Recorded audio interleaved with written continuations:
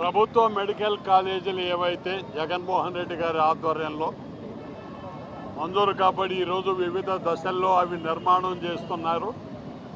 వాటిని అన్నిటినీ కూడా ప్రైవేట్ పరం చేయాలనే ఆలోచనతో తెలుగుదేశం పార్టీ నాయకులు చేస్తున్నటువంటి ప్రయత్నాలకి నిరసనగా మా నాయకుడు జగన్మోహన్ రెడ్డి గారి ఆదేశాల మేరకు ఈరోజు వైఎస్ఆర్ కాంగ్రెస్ పార్టీ ఎస్సీ విభాగ జిల్లా అధ్యక్షుడు సోదరుడు కామరాజు గారి ఆధ్వర్యంలో ఇక్కడ ఉన్నటువంటి మిగతా వివిధ నియోజకవర్గాల ఎస్సీ సోదరులందరికీ కూడా కమిటీలకు సంబంధించినటువంటి నాయకులకు ప్రతి ఒక్కరు కూడా తమ తీవ్ర నిరసన తెలిపేదానికి అదేవిధంగా వారు రాసినటువంటి ఒక విజ్ఞాపన పత్రాన్ని అంబేద్కర్ గారికి ఇక్కడ అందరి సమక్షంలో వారికి సమర్పించడానికి ఇక్కడికి రావటం జరిగింది.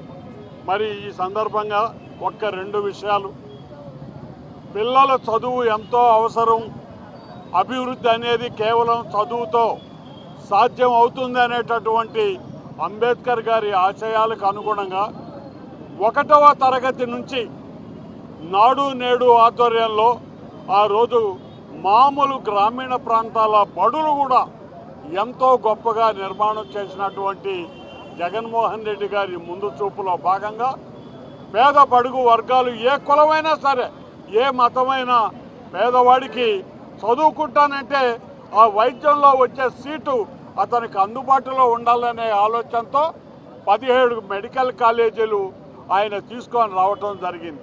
మరి ఈరోజు వాటిల్ని నియంత్రిస్తూ అది మళ్ళీ ప్రభుత్వం కాదు ప్రైవేటు పరం చేస్తాం మేము అని చెప్పి వారు చేస్తున్నటువంటి ప్రయత్నాల్లో విద్య అనేది అందుబాటులోకి లేకుండా పేద బడుగు వర్గాలకు అందరికీ జారిపోతుందని, వాళ్ళకి దక్కని ద్రాక్ష పండు అవుతుందనే ఆలోచనతోనే ప్రజలందరూ కూడా ఈరోజు మెడికల్ కాలేజీలు ప్రైవేటు పరం చేయరాదు అనేటటువంటి ఉద్దేశంతో ఈరోజు ప్రజలందరూ కూడా ఉన్నారు కనుకనే మేమందరం కూడా ఈరోజు మా నాయకులు కానీ ఎమ్మెల్సీలు కానీ అందరూ ప్రభుత్వానికి వినతి చేయటం జరిగింది. మరి ఆ నిర్ణయంలో కనుక వాళ్ళు మార్పు రాకుంటే ఖచ్చితంగా తీవ్రమైన ప్రతిఘటన వైఎస్ఆర్ కాంగ్రెస్ పార్టీ కార్యకర్తల నుంచి నాయకుల నుంచి ఎదుర్కొంటారని మనవి చేస్తూ సెలవు తీసుకుంటున్నాను. స్వాతంత్రం వచ్చినప్పటి నుంచి కూడా జగన్మోహన్ రెడ్డి గారి ప్రభుత్వం ఏర్పడేదాకా కేవలం 11 ప్రభుత్వ మెడికల్ కాలేజీలు మాత్రమే ప్రారంభమై రన్నింగ్లో ఉంటే జగన్మోహన్ రెడ్డి గారు వచ్చిన తర్వాత ఏకంగా 17 ప్రభుత్వ మెడికల్ కాలేజీలు తీసుకురావడం కూడా జరిగింది. ఒక ప్రభుత్వ మెడికల్ కాలేజీ తీసుకురావాలంటే అది ఒక కాలేజీనే కాదు, దాంట్లో ఒక సూపర్ స్పెషాలిటీ హాస్పిటల్ కానీ టోటల్గా అదంతా కూడా ఒక వ్యవస్థలాగా పనిచేసే అవకాశం ఉంటుంది. అట్లా 17 గవర్నమెంట్ మెడికల్ కాలేజీలు తీసుకొచ్చి ప్రారంభిస్తే వాటిల్లో తెలుగుదేశం కూటమి ప్రభుత్వం అధికారంలోకి రాగానే జగన్మోహన్ రెడ్డి గారు 7 ప్రభుత్వ మెడికల్ కాలేజీలు పూర్తి చేసేశాడు. మిగిలిన 10 కాలేజీలు మేము పూర్తి చేయడం మాకు సాధ్యం కాదు, కాబట్టి ఈ 10 మెడికల్ కాలేజీలను మొత్తాన్ని కూడా మేము పీపీపీ మోడ్లో ప్రైవేటైజ్కి అప్పగిస్తా ఉన్నామని చెప్పి ఈరోజు చంద్రబాబు నాయుడు గారు తీసుకున్నటువంటి చర్య ఇది రాబోయే రోజుల్లో అనేకమైనటువంటి వ్యవస్థలు సంస్థలు అన్నింటినీ కూడా ప్రైవేట్ పరం చేయడానికి ఈరోజు మొట్టమొదటి అడుగుగా ఆయన ఈ 10 ప్రభుత్వ మెడికల్ కాలేజీలన్నింటినీ కూడా ప్రైవేట్ పరం చేయడం జరిగింది. ఆ రోజు జగన్మోహన్ రెడ్డి గారు ఆర్టీసీని గవర్నమెంట్లోకి తీసుకున్నారు, ఎందుకంటే అది పేదవాడికి సంబంధించిందని. ఎయిడెడ్ వ్యవస్థని గవర్నమెంట్లోకి తీసుకున్నారు, వైద్య విధాన పరిషత్తుని గవర్నమెంట్లోకి తీసుకున్నాడు. విచ్చలవిడిగా లెక్కరు అమ్మకూడదన్న ఉద్దేశంతో దాన్ని కూడా గవర్నమెంట్లోకి తీసుకుని ఒక సిస్టమేటిక్గా దాన్ని అమ్మించే పనిలోకి తీసుకురావడం జరిగింది. అలానే సచివాలయ వ్యవస్థ తీసుకురావడం కానీ, గవర్నమెంట్ స్కూల్స్ బాగుండాలని నాడు నేడు ద్వారా సుమారుగా 43,000 స్కూల్స్ని అప్గ్రేడ్ చేయడం కానీ, ఆర్బీకేలను ఏర్పాటు చేయడం కానీ, ఇలా అనేకమైనటువంటి రిఫార్మ్స్ గవర్నమెంట్ వ్యవస్థలో తీసుకొని వచ్చి ఒక అద్భుతమైనటువంటి ఒక వ్యవస్థను తీసుకొచ్చిన క్రమంలో ఈరోజు చంద్రబాబు నాయుడు గారు వచ్చి రాగానే సచివాలయ వ్యవస్థని సర్వనాశనం చేసినాడు, వాలంటీర్స్ని తీసేసినాడు. అక్కడ ఉన్నటువంటి సచివాలయ ఎంప్లాయీస్ అందరినీ కూడా చిందరవందరగా ఒక్కొక్కరి డిపార్ట్మెంట్కి పంపించి వాళ్ళని అవమానించే పరిస్థితుల్లో సచివాలయ వ్యవస్థను నాశనం చేస్తూ ఉన్నాడు. ఇందులో భాగంగా ఈ గవర్నమెంట్ మెడికల్ కాలేజీలకు సంబంధించి 10 గవర్నమెంట్ మెడికల్ కాలేజీలు నేను రన్ చేయలేను, నేను కనుక దీన్ని కంప్లీట్ చేయాలంటే సుమారుగా నాకు 23 సంవత్సరాలు పడుతుందని చెప్పాడు.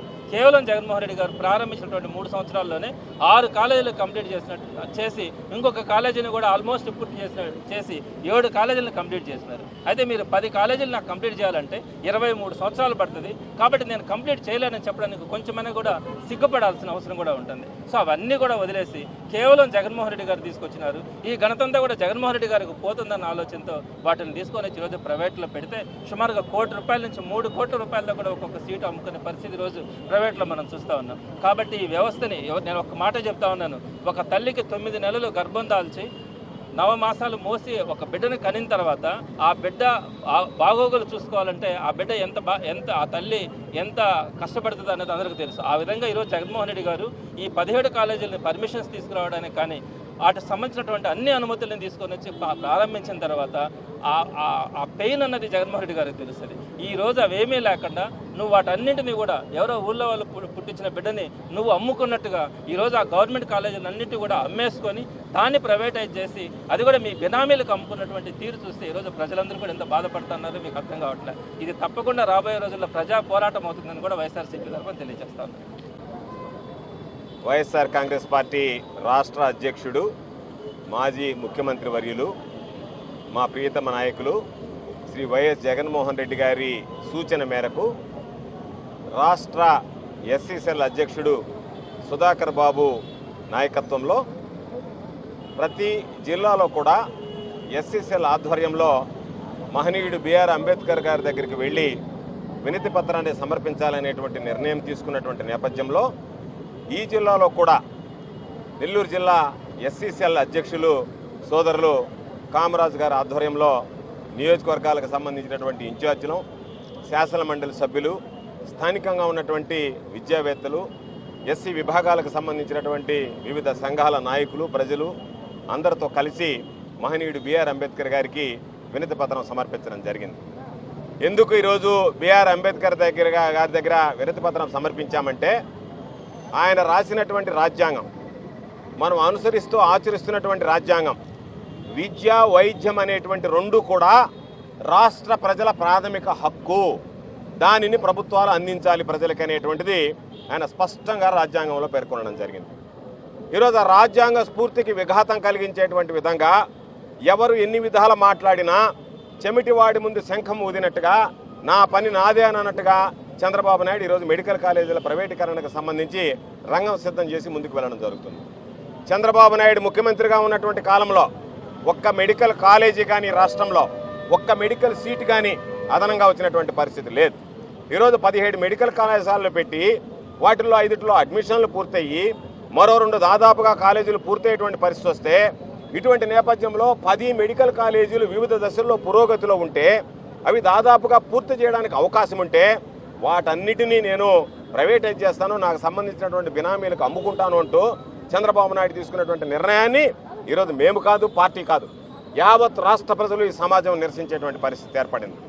ఎందుకంటే ఈరోజు కొన్ని విషపత్రికలు, అనుకూల మీడియా రకరకాలైనటువంటి కథనాలు చంద్రబాబు నాయుడు రాయిస్తున్నాడు. దానికి సంబంధించి ఒక దగ్గర మీరు భూమి ఇస్తే సరిపోతుంది, 835 ఎకరాల భూమి కేటాయించడం జరిగింది. దీనికి సంబంధించి ఒక్కొక్కటి కోట్లాది రూపాయలు విలువ చేసేటువంటిది, వేల కోట్ల రూపాయలు విలువ చేసేటువంటి భూములు. వాటిని ఈరోజు చంద్రబాబు 100 రూపాయలు నేను ఇచ్చేస్తాను, కట్టినటువంటి బిల్డింగ్ను వదిలేస్తాను, ప్రజాధనాన్ని నేను అమ్ముకుంటాను, ప్రజలు కట్టేటువంటి పన్నుల రూపంలో వచ్చినటువంటి వాటిని నేను అనుభవిస్తాను, కానీ ప్రజలకు మాత్రం దాన్ని దక్కనీయను అన్నట్టుగా ప్రవర్తించడం. దాదాపుగా ఒక్కసారి చూస్తే ఒక్క మెడికల్ కాలేజీ కాదు, దాదాపుగా 2360 సీట్లు ఉన్నాయి 2019లో జగన్మోహన్ రెడ్డి గారు వచ్చేటప్పటికి. జగన్మోహన్ రెడ్డి గారు వచ్చిన తర్వాత ఈరోజు ఆ కాలేజీలు పూర్తయితే 4910 మెడికల్ సీట్లు, అంటే దాదాపుగా 2550 సీట్లు అదనంగా ఈ రాష్ట్రంలో ఉన్నటువంటి బడుగు పేద విద్యార్థులకి వైద్య విద్యను అభ్యసించేటువంటి అవకాశం కలుగుతుంది. వాటిని విస్మరిస్తూ రకరకాలైనటువంటి మాటలు మాట్లాడుతూ ఈరోజు నేను ప్రైవేటీకరణ చేసేదని అన్నట్టుగా కొంతమంది మంత్రులను పంపించి బిల్డింగ్ 4 అంతస్తులు పూర్తి అయితే దాన్ని చూపించకుండా పక్కన ఉన్నటువంటి ఫౌండేషన్ లెవెల్లో ఉండేటువంటి చాపుచ్చి మభ్యపెట్టేటువంటి ప్రయత్నం చేశాడు. జగన్మోహన్ రెడ్డి గారు 17 మెడికల్ కాలేజీలు తీసుకురావడానికి ప్రధానమైనటువంటి కారణం, నా ముందు చెప్పినటువంటి వ్యక్తుల ప్రకారం మనం కోవిడ్ చూసాం. కోవిడ్ నేపథ్యంలో 100 కోట్లకు సంబంధించినటువంటి ఆస్తులు, డబ్బు ఉన్నటువంటి సంపన్నులు కూడా వైద్యం అందుకోలేకపోయారు. ప్రైవేటు వ్యాపార రంగానికి అలవాటు పడినటువంటి ప్రైవేటు ఆసుపత్రులు ఏదైతే ఉన్నాయో మేము పరిమిత సంఖ్యలో బెడ్లు పెడతాం, దానివల్ల మేము వైద్యం చేయలేం, మా డాక్టర్లు వైద్యం చేయించడానికి సిద్ధంగా లేరు అని చెప్పి నిరాకరిస్తే వైద్య రంగంలో ప్రభుత్వ రంగంలో ఉన్నటువంటి వాళ్ళు ఖచ్చితంగా ఈరోజు వైద్యం అందించారు కాబట్టి మనం అటువంటి విపత్తు సమయంలో ఎక్కువ మందిని కాపాడుకోగలిగాం. ఆ స్ఫూర్తితో ఆ దృష్టితో మరిన్ని మెడికల్ కళాశాలలు రావాలి, వాటికి అనుబంధంగా సూపర్ స్పెషాలిటీ హాస్పిటల్ రావాలి, పేదలకు మెడికల్ విద్య అందించడంతో పాటు ఈ సమాజంలో ఉండేటువంటి ప్రతి ఒక్కరికి వైద్యాన్ని అందించాలనేటువంటి ఒక మహోన్నతమైనటువంటి లక్ష్యంతో ఏర్పాటు చేసినటువంటి కార్యక్రమానికి ఈరోజు చంద్రబాబు నాయుడు తూట్లుపడడం దుర్మార్గం. ఒక పక్క అనేక రకాలైనటువంటి నిరసనలు చేపడుతున్నా ఈ జిల్లాకు సంబంధించి కూడా జిల్లా నాయకులు అందరూ కలిసి అన్ని వర్గాల ప్రజలతో కలిసి ఈరోజు వాటి మీద నిరసన తెలుపుతూ జిల్లా కలెక్టర్ గారికి వినతి పత్రం ఇచ్చిన రౌండ్ టేబుల్ సమావేశాలు జరుగుతున్నా ఏదీ నేను లెక్క చేయను. నాకు జగన్మోహన్ రెడ్డి గారు తీసుకొచ్చినటువంటి ఆ కళాశాలను అమ్ముకుని సొమ్ము చేసుకోవడమే నా లక్ష్యం అన్నట్టుగా ప్రవర్తించడం దుర్మార్గం, హేయమైనటువంటి చర్య. కాబట్టి ఈరోజు అందుకనే ఎస్ఎస్ఎల్ ఆధ్వర్యంలో ఈరోజు ఈ జిల్లాలో రాష్ట్ర వ్యాప్తంగా జరుగుతున్నటువంటి కార్యక్రమంలో ఈ కార్యక్రమాన్ని కూడా ఈరోజు ఏర్పాటు చేయడం జరిగింది. భవిష్యత్తులో మా పోరాటం కొనసాగుతుంది. ఈ ప్రభుత్వం మీద ఒత్తిడి పెంచి చంద్రబాబు మెడలు వంచి ఏదైతే మెడికల్ కళాశాలలకు సంబంధించి తీసుకున్నటువంటి నిర్ణయం వెనక్కి తీసుకునేంత వరకు వైఎస్ఆర్ కాంగ్రెస్ పార్టీ ప్రజల పక్షాన ఈ సమాజం పట్ల నిలబడి పోరాటం చేస్తుంది అని చెప్పి ఈ సందర్భంగా తెలియజేస్తూ ఈ కార్యక్రమానికి పెద్ద ఎత్తున తరలి వచ్చినటువంటి ఎస్సీ సంఘాలకు సంబంధించినటువంటి నాయకులకి, ప్రజలకి, వైఎస్ఆర్ కాంగ్రెస్ పార్టీ నాయకులు, కార్యకర్తలు అందరికీ పేరు పేరున హృదయపూర్వకమైనటువంటి ధన్యవాదాలు తెలియజేస్తూ మా ఈ పోరాటం వైద్య కళాశాలల ప్రైవేటీకరణ చంద్రబాబు నిర్ణయం వెనక్కి తీసుకునేంత వరకు పోరాడతామని చెప్పి సందర్భంగా తెలియజేస్తూ వెంటనే చంద్రబాబు ప్రైవేటీకరణ తీసుకున్నటువంటి నిర్ణయాన్ని ఉపసంహరించుకోవాలి అని చెప్పి వైఎస్ఆర్ కాంగ్రెస్ పార్టీ పక్షాన్ని డిమాండ్ చేస్తాం. ప్రింట్ మీడియాకు కూడా నమస్కారాలు తెలియజేసుకుంటూ ఈరోజు రాష్ట్ర వ్యాప్తంగా మోసపు మాటలు చెప్పి మరి రాజ్యాన్ని ఏర్పాటు చేసుకున్నారు. ఈరోజు ఎక్కడ కూడా వాతావరణం చూస్తే అందరూ ప్రశ్నార్థకమైనటువంటి వాతావరణంలో జీవిస్తున్నారు. జగన్మోహన్ రెడ్డి గారు మరి కంకణబద్ధుడై వాళ్ళ నాన్నగారు ఆశయాలని దృష్టిలో పెట్టుకొని 17 మెడికల్ కాలేజీని మన విడిపోయినటువంటి రాష్ట్రానికి ప్రతి జిల్లాకు ఒకటి ఉండాలి, దాంతోపాటు పులివెందులకు సొంతంగా ఒకటి ఉండాలి అనే ఉద్దేశంతో సదుద్దేశంతో మరి గొప్పగా 17 మెడికల్ కాలేజీలు తెచ్చుకోవడం జరిగింది. అందులో 5 మెడికల్ కాలేజీలు కంప్లీట్ అయ్యి అడ్మిషన్లు కూడా స్టార్ట్ అయినాయి. ఇంకొక 5 మెడికల్ కాలేజీలు మోర్ దాన్ 70% మరి ఎగ్జిబిషన్లోకి వచ్చేసాయి. మిగతావి కొద్దిగానే కేవలం 6,000 కోట్ల రూపాయలు ఉంటే ఈ రాష్ట్ర భవిష్యత్తు, పేద ప్రజల భవిష్యత్తు, మన విద్యార్థుల భవిష్యత్తు ఎంతో గొప్పగా ఉంటుంది. కపట ప్రేమ ఉన్నటువంటి చంద్రబాబు నాయుడు గారు ఏమాత్రం ఆలోచించకుండా కనీసం శాసనమండలిలో చర్చకి మేము అడిగితే కూడా శాసనమండలిలో ఏం లేదన్నట్టుగా వాతావరణం సృష్టిస్తే మంకు పట్టి మా ప్రీతం నాయకులు జగన్మోహన్ రెడ్డి గారు ఆశయాల మేరకు మేమందరం కూడా నిలదీయడం జరిగింది. జవాబు చెప్పలేక మా మంత్రి గారు పారిపోయే పరిస్థితికి వచ్చింది. జవాబు చెప్పలేకపోయారు. ఒకటే ఈ సందర్భంగా మనవి చేస్తున్నాను, చంద్రబాబు నాయుడు గారికి ఆలోచనే లేదు. ఇన్ని సంవత్సరాలు ముఖ్యమంత్రి, 40 ఏళ్ళు ఇండస్ట్రీ అంటారు, ఒక్క గవర్నమెంట్ మెడికల్ కాలేజ్ తెచ్చారా వారు? యువ నాయకులు 14, 17 ఒకటే దఫాలో 17 మెడికల్ కాలేజీలు తెచ్చారు. మనం ఉదాహరించుకుందాం. ఈరోజు మన ప్రభుత్వ మెడికల్ కాలేజ్ నెల్లూరులో ఉంది, నారాయణ మెడికల్ కాలేజ్. అది ఆయన పుణ్యమే. ఆయన తెచ్చినటువంటి ఉమ్మడి రాష్ట్రంలో తెచ్చినటువంటి మెడికల్ కాలేజీలో ఒకటి మమతా కాలేజీ, మరి తెలంగాణ సంబంధించి అది ప్రైవేట్ కాలేజే. రెండోది మన నారాయణ కాలేజ్, ఇది కూడా మెడికల్ కాలేజ్. మెడికల్ కాలేజ్ మీద ఉన్నది ప్రేమ ప్రభుత్వాల మీద ఉండదు, ప్రభుత్వ కాలేజీల మీద ఉండదు, ప్రభుత్వ వ్యవస్థల మీద చంద్రబాబు గారికి ఉండదు. ఎందుకో చులకన భావం. ప్రభుత్వ స్కూల్ అంతా కూడా అదే విధంగా వాతావరణం సృష్టించారు. అదే ప్రీతం నాయకులు జగన్మోహన్ రెడ్డి గారు నాడు నేడు ప్రోగ్రాంలో గొప్ప వాతావరణం తీసుకొచ్చారు. కార్పొరేట్కి ధీటుగా స్కూల్ని తయారు చేశారు. ప్రతి హెడ్ మాస్టరు, ప్రతి టీచర్ కూడా గొప్పగా మంచిగా కీర్తింపబడినటువంటి వాతావరణంలో జగన్మోహన్ రెడ్డి గారు పరిపాలించారని సందర్భంగా తెలియజేసుకుందాం. ఉదాహరణకి మనం వెళ్దాం. ఒక సామాన్య పేదవాడు నెల్లూరు హాస్పిటల్కి పోతే ఏ భారం లేకుండా బయట వస్తాడు. అదే ప్రభుత్వ ఈరోజు పీపీపీ విధానంలో ప్రైవేట్ కాలేజీలు ఇస్తానని చంద్రబాబు నాయుడు గారు మాట్లాడుతున్నారు. అదే హెల్త్ బాగలేనటువంటి ఒక వ్యక్తి కానీ పోయాడంటే, ఆరోగ్యం లేనటువంటి వ్యక్తి పోయాడంటే, మన నారాయణ పోయారంటే ఏంటి పరిస్థితితో మీకు చెప్పాల్సిన అవసరం లేదు. జోబీలు ఖాళీలు అయిపోతున్నాయి. ఇట్లాంటి వాతావరణం కావాలని కోరుకుంటారు చంద్రబాబు నాయుడు గారు. ఒక పక్క పేద ప్రజల ఆరోగ్యం, 17 కాలేజీలు వస్తే భయపడిన అవసరం లేదు. దేశంలోనే తలమానికంగా ఉంటుంది ఆంధ్రప్రదేశ్. అదేవిధంగా పిల్లల భవిష్యత్తు ఆలోచిస్తాం. 17 మెడికల్ కాలేజ్ వస్తే ఎన్ని సీట్లు వస్తాయి, ఎంతమంది పీజీలు వస్తారు, దాని తగ్గట్టు ఎన్ని గవర్నమెంట్ మళ్ళా మెడికల్ షాప్స్ వస్తాయి, అన్నిటికీ ఆ వ్యవస్థకు సంబంధించినటువంటి ఎంతమంది ఉద్యోగాలు, ఎంతమంది నర్సులు, మరి ఎంతమంది స్టాఫ్, ఎంత రకంగా ఒక ఉజ్వల భవిష్యత్తు కలిగినటువంటి రాష్ట్రాన్ని అశ్లీపాతనం చేస్తున్నారు చంద్రబాబు నాయుడు గారిని ఈ సందర్భంగా తెలియజేస్తున్నాం. మేము ఏ రకంగా శాసనమండలిలో ప్రీతం నాయకులు మా జగన్మోహన్ రెడ్డి గారు ఆదేశాల మేరకు మంకుపట్టి పెట్టి చర్చ పెట్టామో యావ చెప్పలేకుండా పోయిందో అదే రకంగా మా పార్టీ శ్రేణులందరినీ కూడా ప్రీతం గౌరవనీయులు మా జిల్లా అధ్యక్షులు ఉత్తేజపరుస్తున్నారు.